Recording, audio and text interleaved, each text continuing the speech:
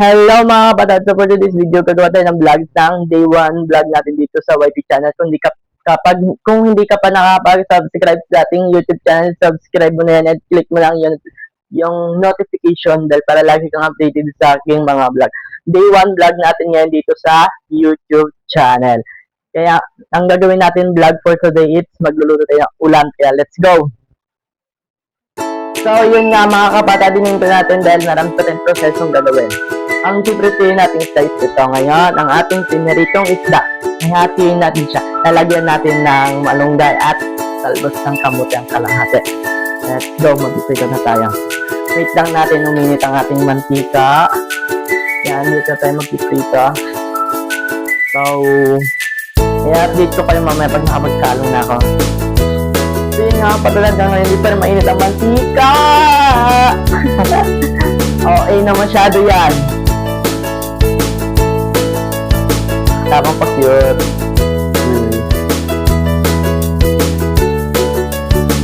Pasuport ako sa ating YouTube channel mga kapatid dahil bago pa lang tayo.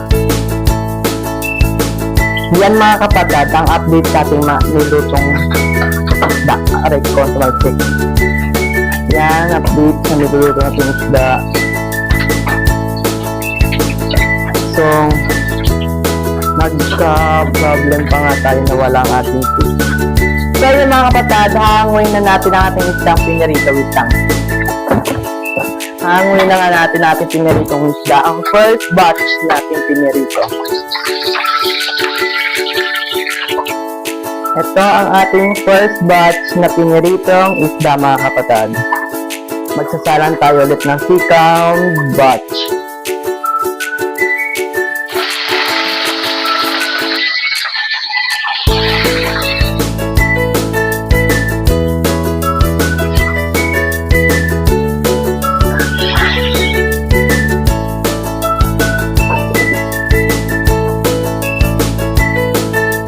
Mga kapatid, nakapagsalang na nga tayo ng second batch natin pinaritong isda mga kapatid. Ayan o. Ayan ang ating second batch na pinaritong isda. So, naka-problema pa nga ako dahil wala ang ating pusa na lagang imported. Hindi ko alam kung saan ko hanapin yung pusa. Titi, where are you?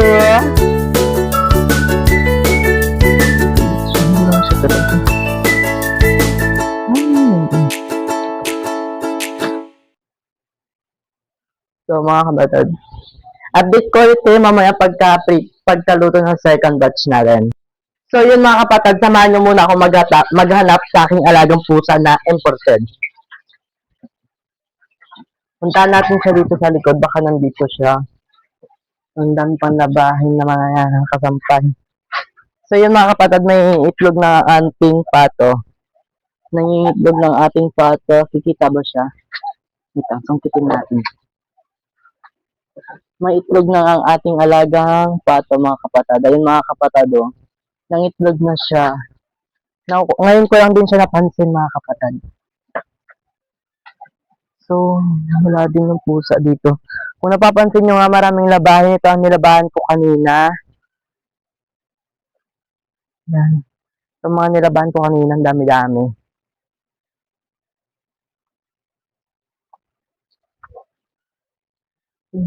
Walang pusa. Hanapahin natin ang aking alaga. Hanggang ngayon, hindi ko pa rin nakikita. Yung oras na dito lang siya tumatambay. Ito ang aking mga tanim dito mga kapatid. Okra. Ayan. Yan lang. Wala pang mga meron din tayong mga sili dito mga kapatid. Ito, papakita ko sa inyo. Ito, ating sili mga kapatid. Ayan pa ang isang puno. Ayan, ang isang puno nating sili mga kapatid. Bago, ito naman ang ating kamatis mga kapatid. Ayan. So mga kapatid, wala talagang pusa ko dito na hinahanap. Hindi ko siya makita. Wala rin siya dito sa mga kapatid sa loob. So yun nga mga kapatid, update nga pala ito sa mga niluluto ulit natin. Gusto na nilito na ako, hindi ko na alam kung uunahin ko mga kapatid.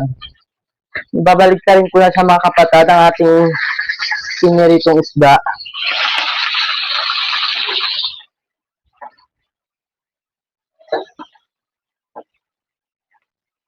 Ayan, medyo nasunog na.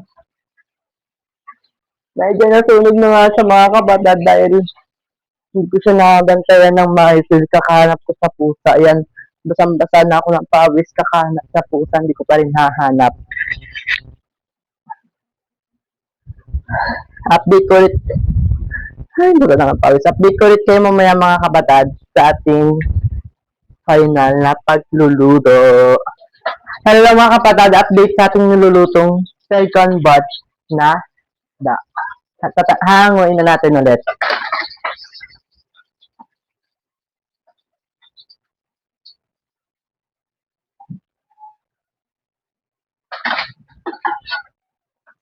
So yun mga kapatid, ito ang second batch nating piniritong isda.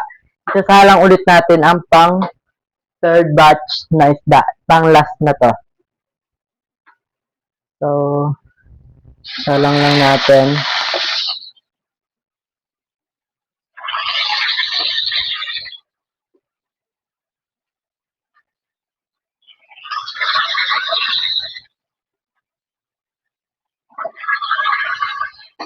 So, yun mga kapatid, naisalang ko na ating pang last batch na isda.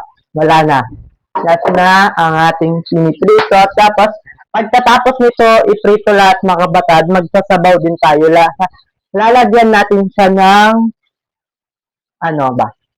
Lalagyan natin ng talbos ng kamote at daon ng malunggay. Yun lang ang naisip kong luto. Wala akong may ibang maisip na luto sa pinilitong isda, kundi yun lang para may sabaw tayo. Kaya update ko ulit kayo mamaya. Bye-bye!